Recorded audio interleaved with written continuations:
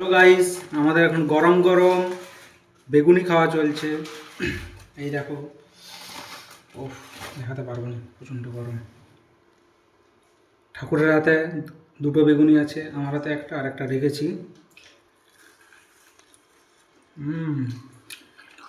হাব্বি গরম গরম বেগুনি। এমনিতেই যে কোনো তেলে ভাজা গরম গরম ভালো লাগে, আর এখন ঠান্ডায় শীতকাল মানে তো হেভি সুন্দর হবে। অসম।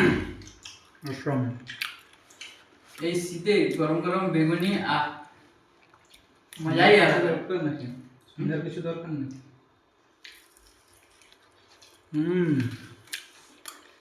তো বন্ধুরা, তোমরা যদি বেগুনি খেতে চাও, আমাকে অথবা দীপঙ্কর ঠাকুর যোগাযোগ করতে পারো। যোগাযোগ কীভাবে করবে কমেন্ট করলেই হবে, জানিয়ে দেব।